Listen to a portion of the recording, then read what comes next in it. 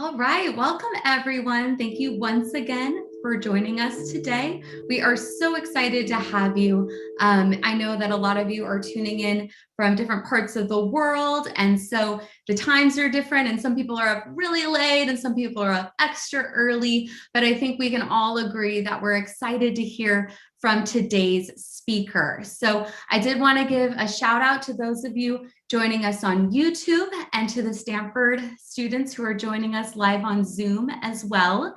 We're going to be disabling the Zoom chat for now, but don't worry, you'll have a chance to chat a little later in today's presentation when I turn it back on after the speaker concludes. And during the talk, Stanford students who are joining us on Zoom are welcome to submit a question using the Q&A function at the bottom of your screen. And then after the chat, once the Q&A portion begins, we'll pull from those questions. We'll also take a few live questions, so we'll use the raise your hand feature again once the speaker concludes. And now we'll hear from Danielle Wood, Associate Dean and Director of Summer Session. Danielle? Hi, everyone. Well, I would love to invite you to our very first event in our speaker series. I am so excited to be here. This year's speaker series highlights the Stanford Institute for Human-Centered Artificial Intelligence and faculty work in core AI technologies. Over the course of our speaker series, we'll talk to Dr. Marco Pavone, who's going to speak about the intersection of AI and space, Dr. Michelle Elam, who will talk about art and activism, and our speaker today, Dr. Jeremy Weinstein, and he's going to talk about AI as it connects to policy and ethics. We partnered with HI for this series because AI is such a rich and juicy topic, and it crosses boundaries and populations. At Stanford, we have the expressions techie and fuzzy. And sometimes there's the mistaken impression that certain topics are only interesting for one or the other and only accessible to one or the other. But you don't need to be a technology expert to find AI fascinating. AI has the potential to impact so many aspects of our society, as well as our individual experiences in the world. Because of that, HI and Stanford Summer Session thought it would be interesting to highlight the diverse ways that AI is impacting human experience, as well as some of the many ways that AI is explored across Stanford. Today, I am very pleased to introduce Jeremy Weinstein and his talk, AI for Good, the Promise and the Peril. Jeremy is Professor of Political Science, Fisher Family Director of Stanford Global Studies, and Senior Fellow at the Freeman Spogli Institute for International Studies, and the Stanford Institute for Economic Policy Research at Stanford University. He is also the faculty co-director of the Immigration Policy Lab and the Data for Development Initiative. He is a non-resident fellow at the Center for Global Development in Washington, D.C., and he's leading a new initiative at Stanford that I'm particularly excited about called Stanford Impact Labs. Jeremy has worked at the highest levels of government on major foreign policy and national security challenges, engaging in both global diplomacy and national policy making. He's also written a new book, which we'll drop in the chat, called System Error, Where Big Tech Went Wrong and How We Can Reboot, with Rob Reich and Mehran Sahami. Now that you know the myriad reasons why you should be listening to Jeremy, I'll hand things over to him and put you in his very capable hands. Thank you, Danielle, for that really generous introduction, and welcome everyone to this first of your series of summer session events on AI. I'm going to go ahead and share my screen so that you can take a look at some slides that I've put together for you today. So let me do that and make sure we're all set to go. It's particularly great to be able to do this on Zoom because as I looked at your names and places coming in on the chat, I see that we have people from India and Taiwan and Moscow and Athens, Greece and Istanbul, Turkey, amazing places all over the world joining us in this conversation. So over the next 20 minutes, I want to talk about the idea of AI for good and some of the promise that AI brings to the table, but also some of the perils. And in some sense, my thinking on these topics is shaped not only by my background as a social scientist and the work that I've done in government policymaking circles, but also for the last 4 years, I've had the pleasure of teaching Stanford's required ethics course in the computer science department with my colleagues, Rob Reish and Mehran Sahami. So I want to start with sort of what first comes to mind when you think about AI for good, which is that basically there are a lot of really meaty and thorny problems in the world that need solving. So for some of you, it might be a focus on climate change, the kind of extreme weather events in California. We're in the midst of a severe drought. Many of you will have seen the images of the extreme fires that we had a year ago in California. Other places, tornadoes. We have a changing climate with dramatic consequences for the quality of life. And so many people are asking the question, well, what do new technologies, and in particular, the use of artificial intelligence, have to offer to solve this really important sustainability issue for society? For other people, it might be a focus on inequality. I like this image because it captures the bipolarity of the world in which many of us inhabit. Extreme wealth alongside extreme poverty. And if you look historically, we're at a period of sort of unprecedented inequality, both within many countries around the world and even between the rich and the poor at the global level. Some of you might be thinking about issues like political polarization, racial discrimination, distrust among different identity groups. And is there a role for technology in solving those problems, or at a minimum, can we think about the ways of mitigating the harmful effects that technology may be having on the dynamics of the communities and the societies in which we live? So a lot of big problems that need solving. And we're also still at a moment where people feel some enormous optimism about tech's potential. So I went to Google search, I put in AI for good, and very quickly I arrived not only at a global summit, AI for good, but also specific and dedicated efforts at Microsoft, at Google, that want to take the new technologies, the new tools that we have available that come from computer science and data science, and to put them to work in solving some of our biggest social problems. But here's the challenge as I see it, and part of what I want to do in framing our conversation today is that we're no longer at a moment where people look at tech through a set of rose-colored glasses. In fact, we're at a moment of a tremendous growing backlash against tech and what tech has meant for society around the world. So it used to be the case that a mug like this made a lot of sense when we were teaching at Stanford. I'm a computer scientist. I solve problems you don't know you have in ways that you can't understand. You're welcome. But we're increasingly in a world that looks like this. I'm a computer scientist. I create problems you don't know you have in ways you can't understand. You're welcome. And so I have two key messages in my set of comments that I want to make today, and I'll walk through these comments in detail.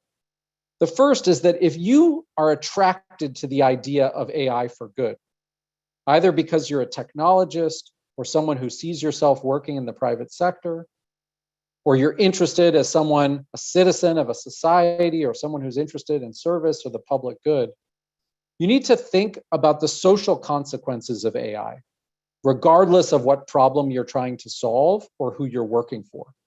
So it's not just a question of taking these new technologies and putting them to work on the problems that we may most care about, but it's any of the ways in which AI is being used in society, probably has a set of social consequences, and we need to think about what those social consequences are.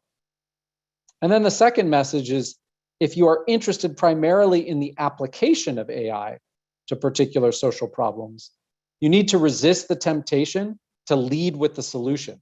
That is, to put technology at the forefront of your problem solving. You need to resist that temptation, and you need to start by really understanding the problem first. And so I'm going to talk about each of these 2 points in sequence. So on this first point, the social consequences of AI, whether AI is applied to social problems or not, it has real consequences in the world.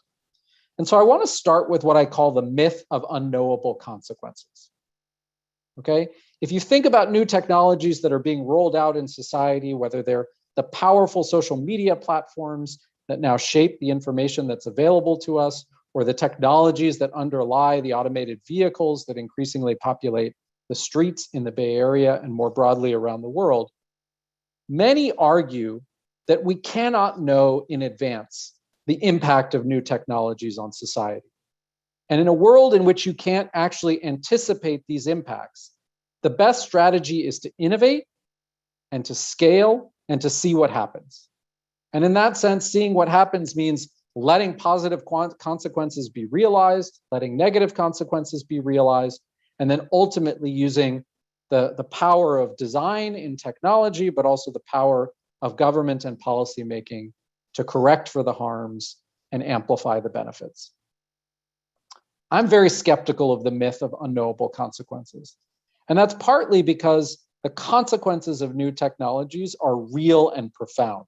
And so simply playing catch up on the back end as new AI technologies are rolled out in the world doesn't strike me as good enough, because ultimately some of the harms are quite significant. Let me give you 4 particular examples. So we're at a moment where algorithmic decision-making tools are all the rage. Some of that is happening in the private sector when you are using social media platforms and thinking about what kind of content you want to consume. Algorithmic decision-making tools are pushing content to you, making judgments about what it is that you might be interested in based on your background.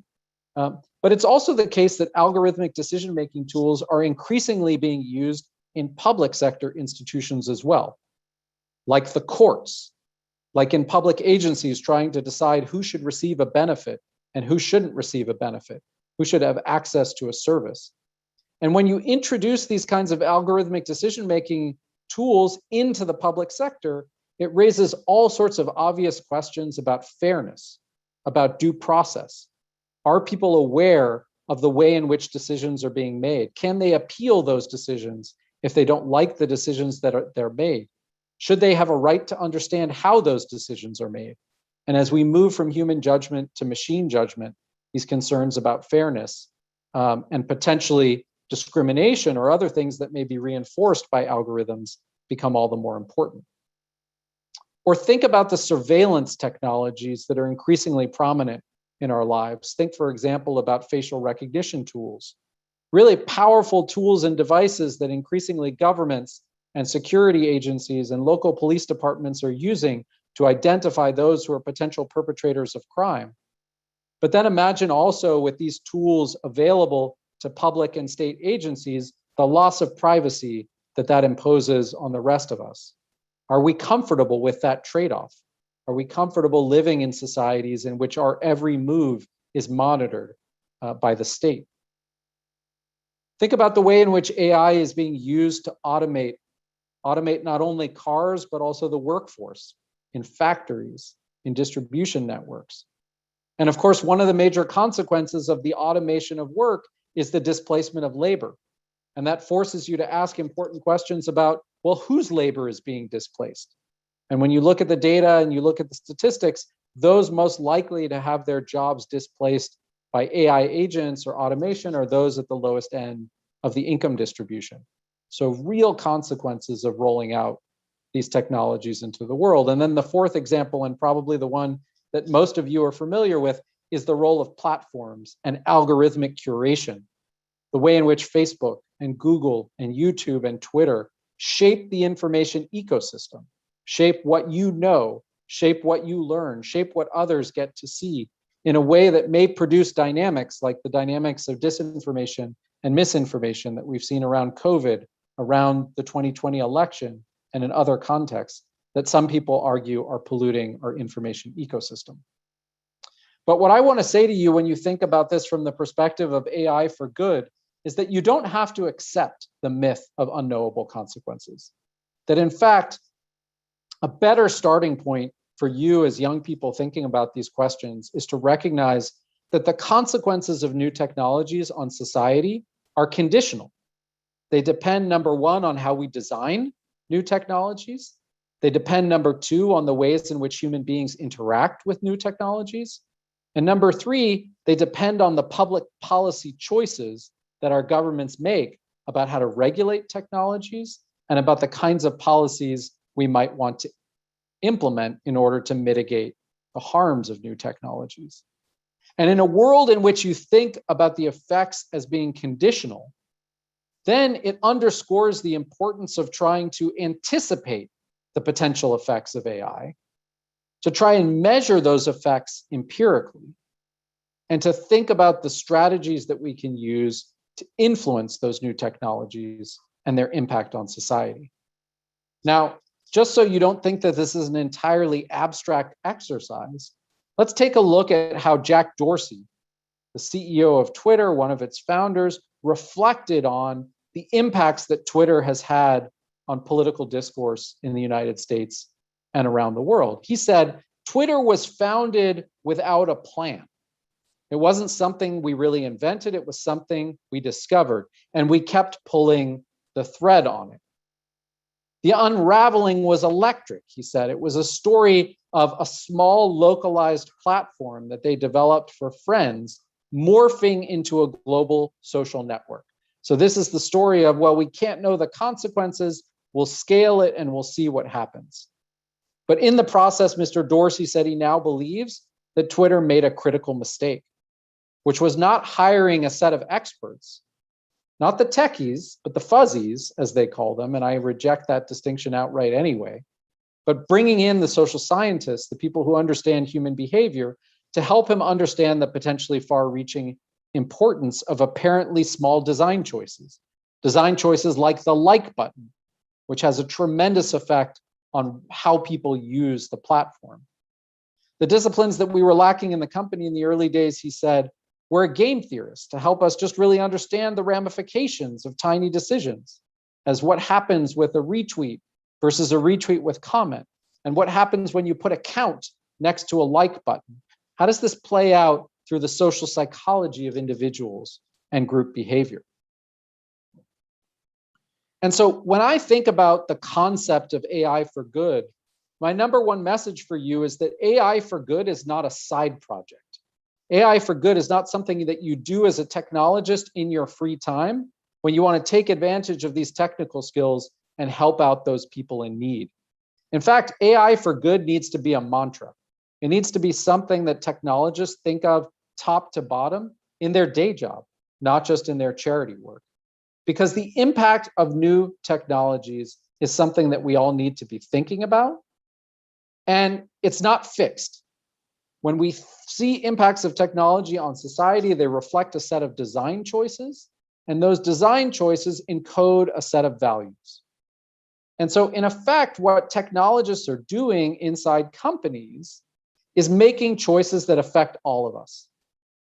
Now, the impacts of these technologies also reflect choices about what policies and regulations that we as citizens in our own countries choose to put into place.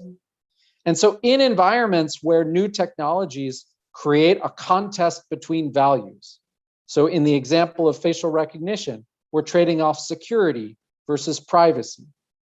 In the context of automation, we may be trading off some notion of efficiency for human well-being, right?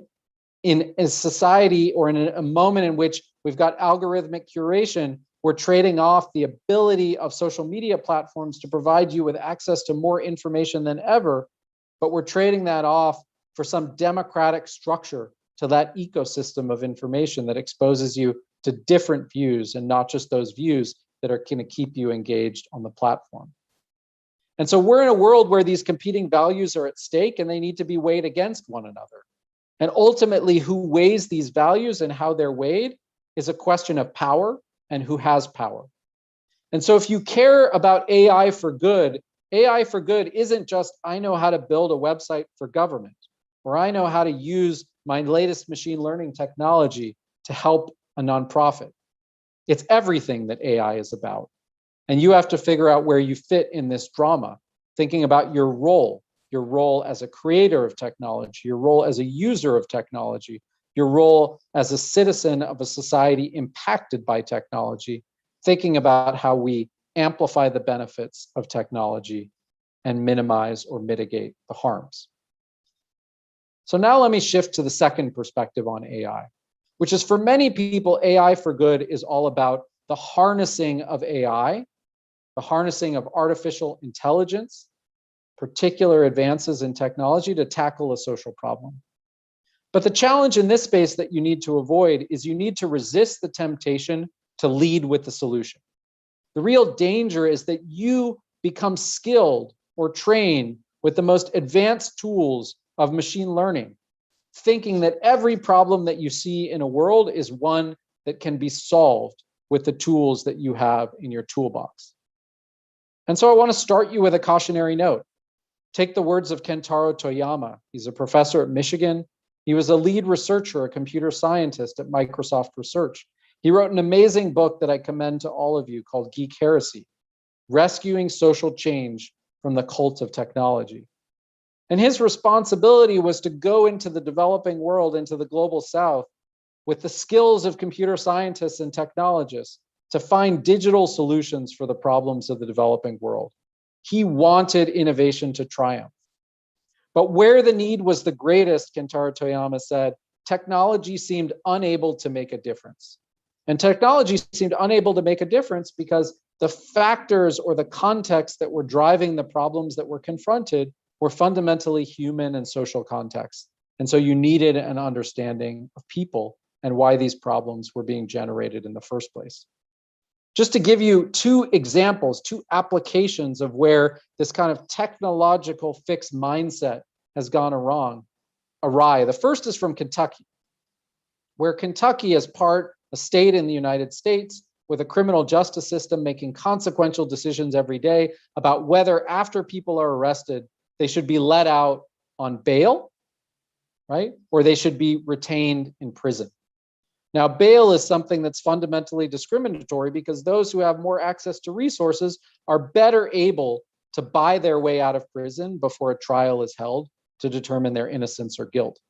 So a number of states said, well, let's do away with the judge's decision about whether people should be allowed to go out on bail or should be held in prison, because that factors in often some of the kind of racial bias and discrimination that we know to be a characteristic feature of the criminal justice system in the United States. So Kentucky adopted a new algorithm. It said we should use a pretrial risk assessment decision to make a decision about whether defendants should be released on bond. And so if we remove some of the human element of this process and systematize the criteria that are used to determine who should be let out on bail and who shouldn't, we can do away with some of the racial discrimination that's embedded in Kentucky's system. So an economist named Albright did a study in 2019 looking at the effects of this bond reform, HB 463 in Kentucky, and lo and behold, what did he find?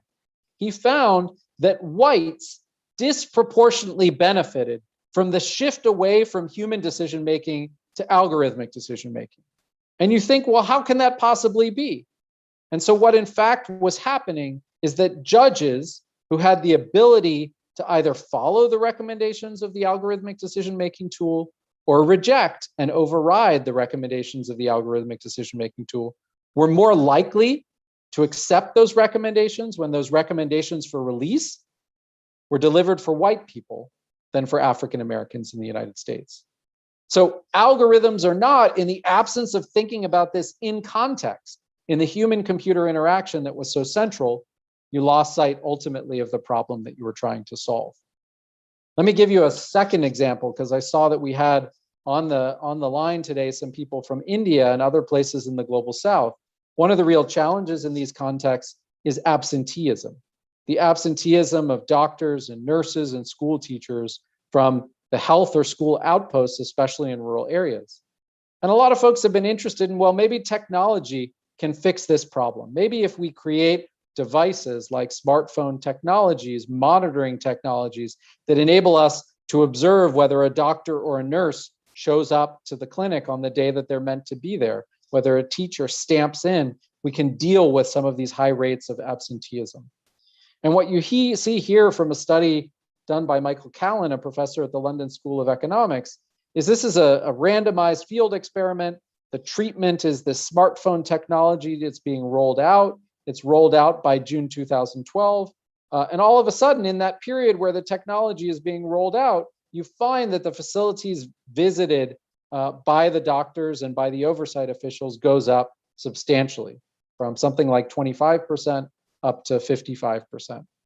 But 6 months later, that difference between the treatment group and the control group dissipates. It disappears entirely. And why does it disappear? Because doctors and nurses and teachers, they exist in an ecosystem and they are absent from the offices that they're meant to serve in for a reason. In the case of these Pakistani doctors, it's because they actually run private practices that remunerate them far more beneficially than showing up in the government health system.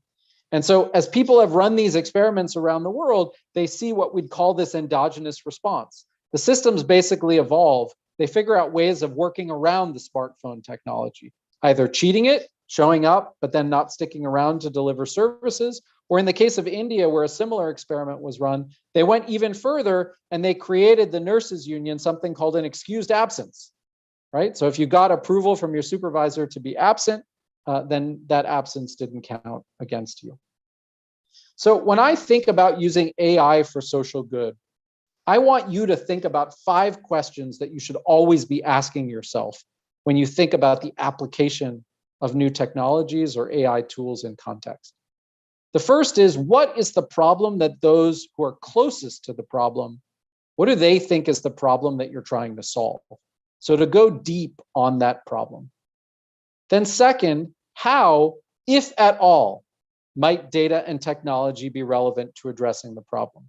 And in answering that question, you're basically generating a hypothesis. You actually don't know whether data or technology is relevant to solving the problem. So you have to generate a set of hypotheses that ultimately you're going to test.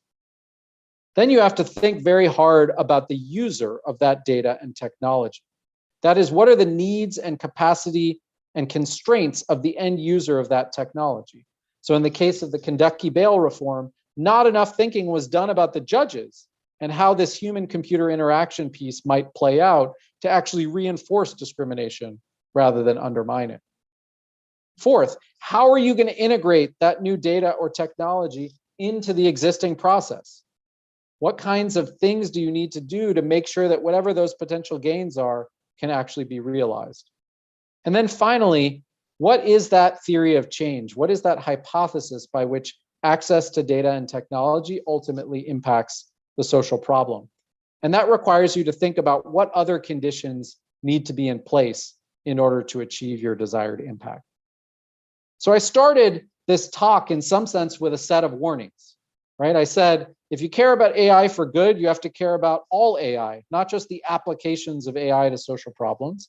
And I said, if you care about applying AI to particular social problems, you have to avoid the geek heresy, right? The idea of leading with the technology rather than the problem. And I gave you some examples of where that's gone awry. But I want to end on a more positive note, and this pulls you more closely to my research, which is an application of AI that I think avoids many of these problems that I've described. So one of the labs that I lead on campus is called the Immigration Policy Lab. And at the Immigration Policy Lab, we're looking not only to do research, but to develop new tools that really help immigrants thrive and achieve around the world. And one of the challenges that we noticed in our engagement with governments, especially in Europe and in North America, is that when refugees are invited to resettle in third countries, governments face the common challenge of trying to decide where should these refugees live. Many of these refugees come without any social ties. And so where should you send them? Should you send them to New York City or Los Angeles or Topeka, Kansas or Utica, New York? How do you make these decisions? And the way these decisions are currently made is by a set of human agents, caseworkers, who are allocating refugee families to places on the basis of where there's a local agency that has some housing available. So if you're an Afghan family and you show up in the month of February and the only place that's available is Minneapolis, or that's the first place on the list that's available, they send you to Minneapolis. That's the information that they take into account. And the question that we asked ourselves with our partners in government is, could we do a better job in terms of increasing the likelihood that refugees and their families succeed in the United States if we mine historical information about the relationship between refugees' characteristics and their location to identify what you might think of as an optimal match? That is, can we look at the historical record and figure out where is it in the United States that Afghans who don't speak English, but who have higher education, are most likely to be able to find employment? And this basically involves two steps. The first step is to take rich administrative data that governments have about all the refugees that have arrived in the past and what income they earn and what characteristics they had coming in and how their kids are doing in school and what their health looks like. And to use that historical data to basically predict employment probabilities for any new refugee at all locations that are potentially available. So a new refugee comes in, you know their background characteristics, you use the historical data to generate an estimate of what their likely employment is going to be at all of the locations in the United States where they could potentially be resettled. And then you do a matching exercise where you allocate cases to these locations to maximize employment for individuals and maybe for overall employment subject to some constraints. And then you implement that outcome in the world.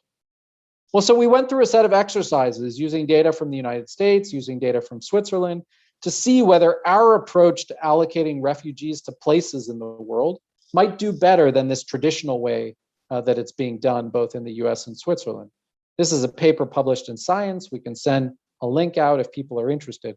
But the bottom line in the results is that across the entire distribution of refugees, from the uneducated to the most educated, across every country from which refugees might come, across women and men, English speakers and non-English speakers, following this algorithmic approach to allocation generates a higher probability of employment than the traditional approach that was being used in the world. Now that's a policy simulation. And ultimately, as you bring this kind of tool into the world, you need to run randomized controlled trials, real world experiments to basically test, can we realize these gains in the world that we believe that we can realize based on the lab? And that means asking ourselves some hard questions about the use of AI in the world. That is, should we be maximizing employment, or should we be maximizing some broader notion of well-being? We have to check and make sure that the gains are fairly distributed across groups.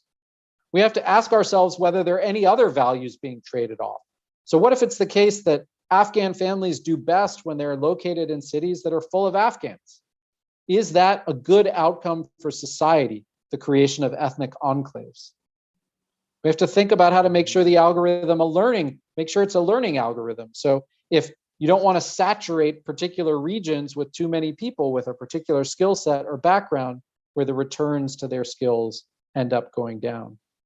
And you have to think through all the reasons that these predicted effects might not be realized in the real world, like the example of the judge's case.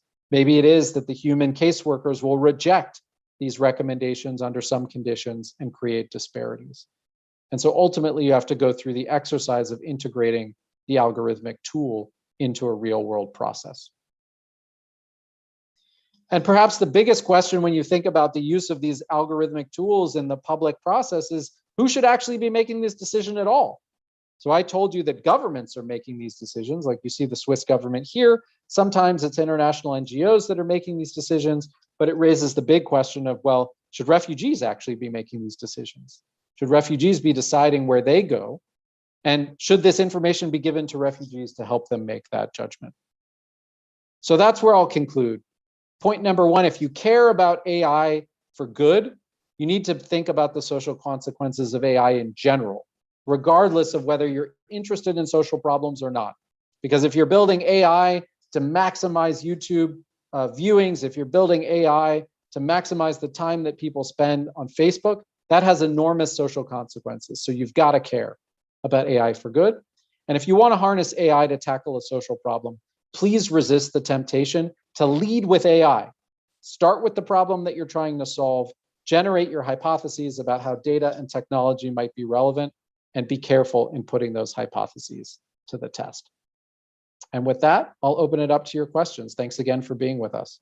Thank you so much, Jeremy. That was so thought-provoking, amazing. So we're going to go ahead and turn the chat back on now so you can all make comments, show your gratitude to our speaker.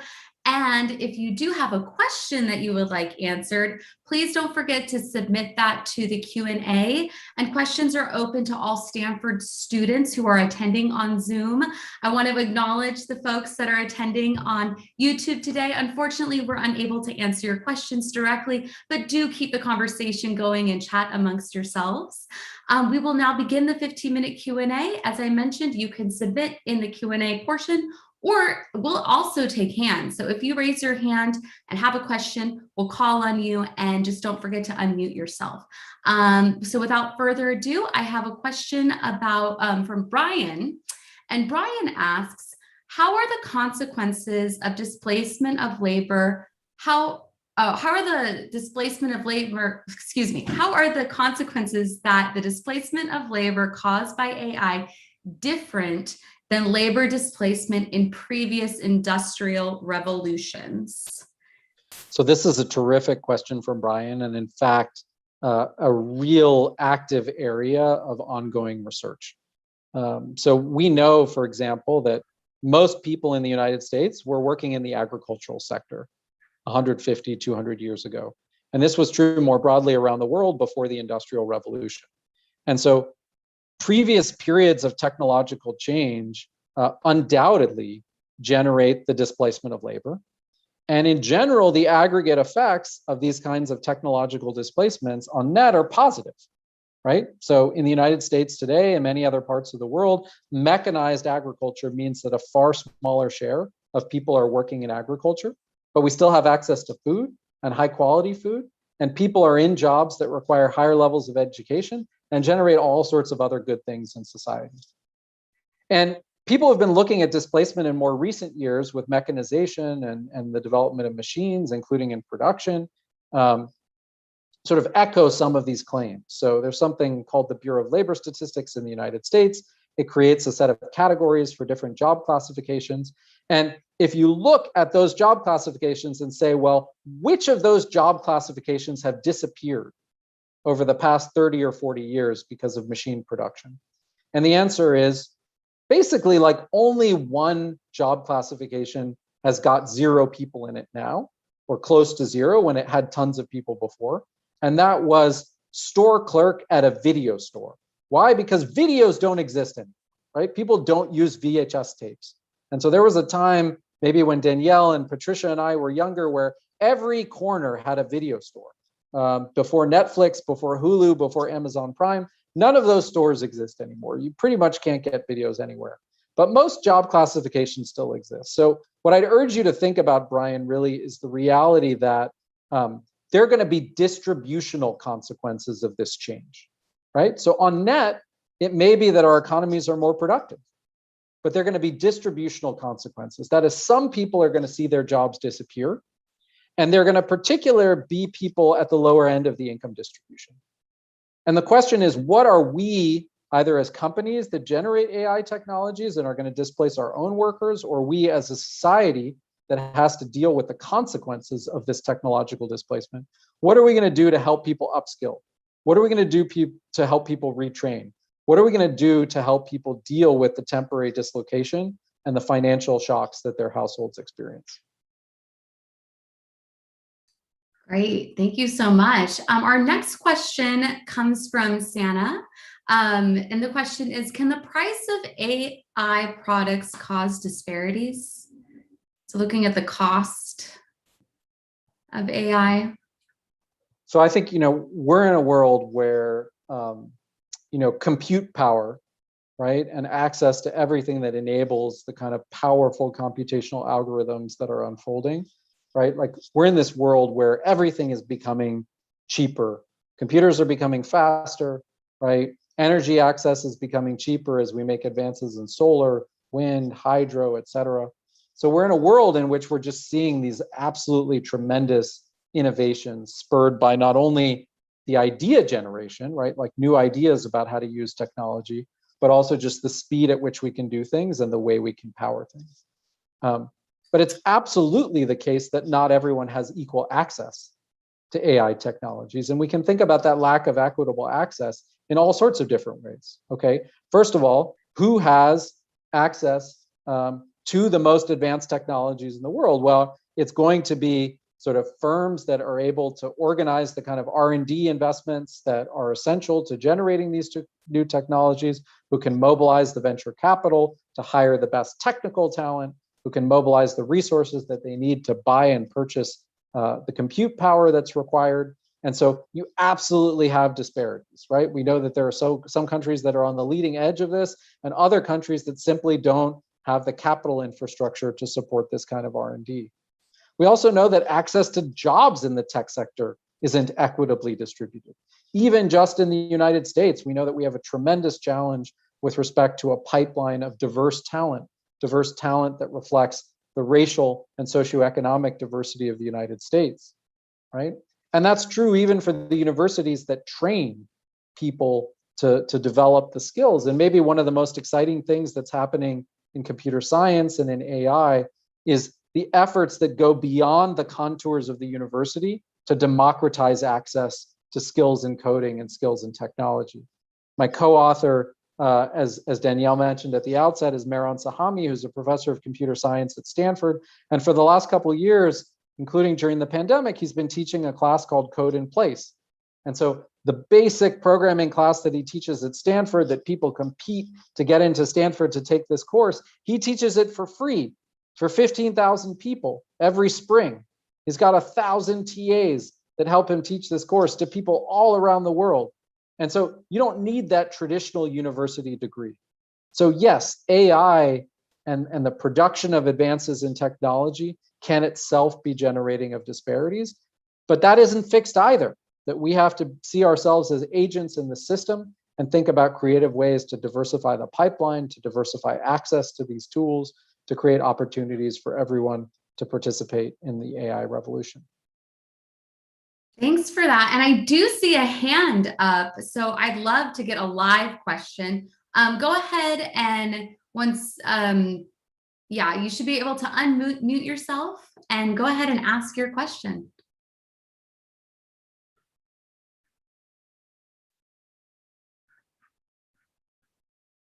You'll have to unmute yourself if you're muted.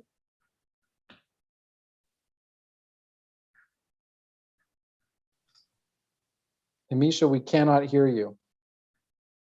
So perhaps you should put your question in the chat and we'll make sure to answer it. Thanks, Amisha. Yeah, go ahead, put your question in the chat. We'll just carry on. Gregory has a great question. He asked, what are effective ways in which the government can push this sort of thinking into the private sector so that there's more net for social good? It's a great question, Gregory. And in some sense, you all are coming of age at a moment where the future of technology increasingly rests in the hands of some intersection of technologists, government, and citizens.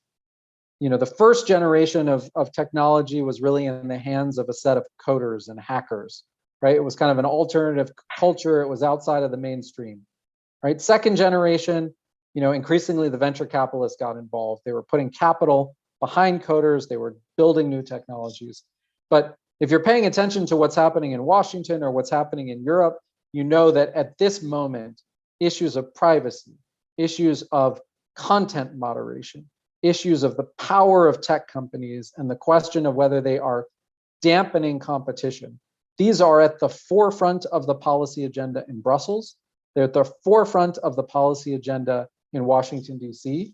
And for countries that are affected by technologies but don't feel like they have a lot of voice in shaping what happens in technology, they're increasingly bringing those issues to the United Nations. And so The real challenge is, in this context, to figure out how our political process, at the national level, that means a democratic political process. At the international level, that means operating through multilateral institutions, can help us referee some of these competing values. So I'm not worried that we're not going to have the kinds of conversations that I've suggested are essential in this talk. What I don't know is how they're going to play out. And how they play out is partly going to be a function of the extent to which citizens engage. Because we know that in democracies, concentrated interests are the most powerful voices in our political process. Those are companies, the lobbyists that represent companies. And so ultimately, if you're concerned about privacy, or you're concerned about disinformation and misinformation, or you're concerned about the way in which automated decision-making tools reinforce disparities, you're going to have to speak up. You're going to have to make your voice heard to ensure that the kinds of regulatory structures that emerge in the coming years and coming decades reflect our interests as a collective. Thank you so much. And we do have Hamisha's question. What are the challenges and social resistance that AI could face if it's used in the jury? So I think we're already seeing some of that play out. Part of the motivation for bringing algorithmic decision-making tools into criminal justice was a sense that, number one, judges are not fair. So not everyone gets to be a judge, right? Judges do go to law school and then they're appointed, in the US by government officials. But we know judges are also human beings, and judges bring their own set of biases to the table, and that includes racial biases. And so there are concerns in the United States in particular that some of the patterns of the systematic overrepresentation of African Americans and other people of color in our criminal justice system reflects a racial bias among judges.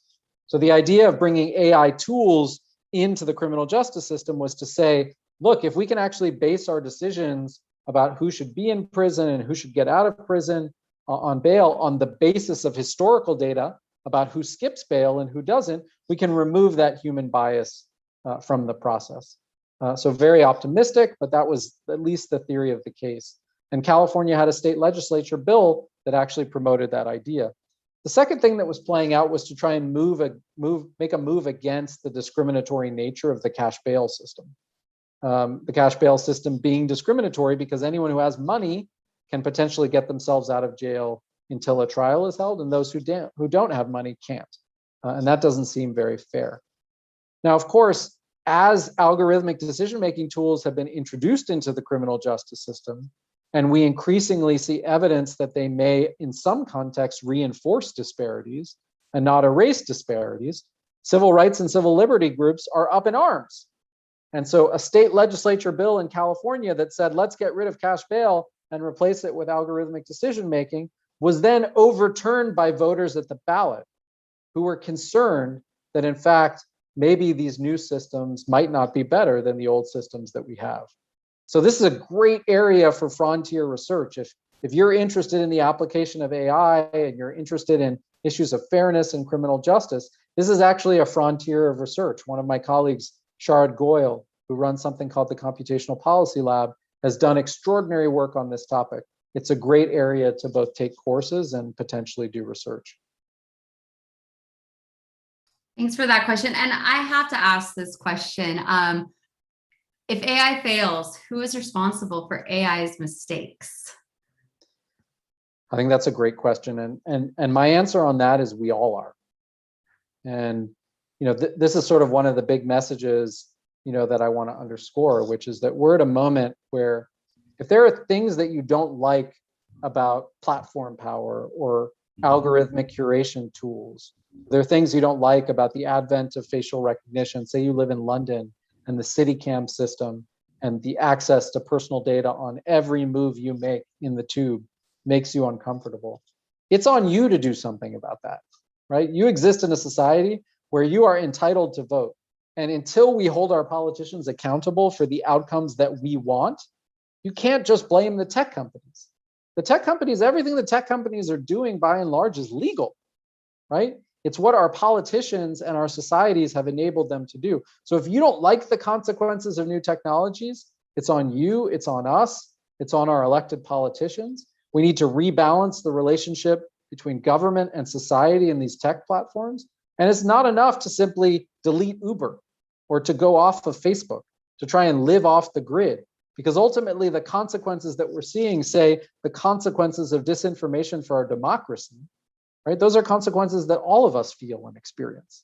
You can't really avoid those by going off the grid, right? The questions that we're asking ourselves in the United States right now about whether US democracy is going to survive, right? There's a role that technology and the advent of technology has played in the moment that we're in. And we also bear responsibility for that. Not just Mark Zuckerberg, right? Not just the leadership of Twitter, right? Because in fact, the emergence of technology companies that are not responsible for the content that is posted on their platforms dates back directly to a piece of legislation that was adopted in 1996, the Communications Decency Act, Section 230, creates no legal liability for these companies for any content that is posted on their platforms. Read about that piece of legislation, read about it in my book, and know that one of the critical questions that we confront now is whether Section 230 should be reformed. Thanks for that. And we did have a raised hand, but it looks like the question is now in the chat, so I want to acknowledge it. What kind of education or coaching would you recommend for AI technologists to help foster AI for good? So what kind of training? How can we make this happen? That's a fabulous question, and something, if that's a topic you're interested in, feel free to follow up with me. Because not only, Rob and Maron and I have been teaching this class at Stanford for the last 4 years, we're trying to integrate the consideration of the value trade-offs that the design and coding of new technology entails into every computer science class at Stanford. It shouldn't be one ethics class where you go and you check the box, right? It should be when you're learning about powerful AI tools and you're thinking about their applications, you're grappling with the value trade-offs at every stage. But it's not enough to do this teaching in a university. So we've begun to do this teaching in the evenings for professional engineers, creating space for people who are in companies to come and engage in these conversations about value trade-offs with us. But that's not enough either, because actually it's the responsibility of tech companies looking up and down the stack, thinking about people at every stage of technology's development, to think about responsible practices and cycles of innovation, where it's not the responsibility of the lawyer to think about compliance with the law, but it's the responsibility of everyone who's involved in building and marketing a technology to think about its potential social consequences and to weigh those explicitly. Thanks. And I think we have time for just one more question. So I'd like to close with how can we, like our part as students, ensure that we use AI for good and do not allow it to lead us to undesirable long-term outcomes that may be difficult to foresee? So how do we prevent the disasters from happening? So number one, abandon the myth of unknowable consequences. Stop pretending that because it's hard to predict the future, we shouldn't even think hard about the kinds of potential harms that might be generated. Number two, embrace experimentation. There are lots of ways to learn about things before you scale them up to everyone in the world. Okay, so at first Twitter was developed for friends. You could then develop Twitter for a larger group of friends, and you could look at how different design choices play out in a social network before you make Twitter available for the world, right? Before you create a like button with a counting function, right? These are things where even the basic notions of A/B testing, but with an eye towards social consequences, these are things that we can experiment with. We have all sorts of cities in the United States that are experimenting with concepts like universal basic income because they're concerned about technological displacement. So they're trying to figure out what are the ways that you potentially mitigate harms. So recognize that it's your responsibility. Abandon the myth of unknowable consequences. Embrace experimentation. Take social science so that if you're a technologist, you're not limited in your knowledge base to the skills that are involved in building tools, but that you're actually trained to think about how those tools might matter in the world. These are all steps that you can take if you want to think seriously about these issues. Thank you so much, Jeremy. And thank you to everyone for attending today. I know we had a lot of questions.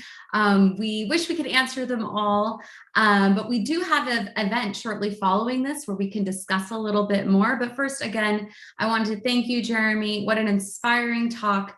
I think we all learned a little something more about AI today. And thank you to everyone on YouTube for attending this wonderful event. We look forward to seeing you all again on Friday, July 2nd. So that's next week at noon. We'll have Dr. Marco Pavone giving us a talk on artificial intelligence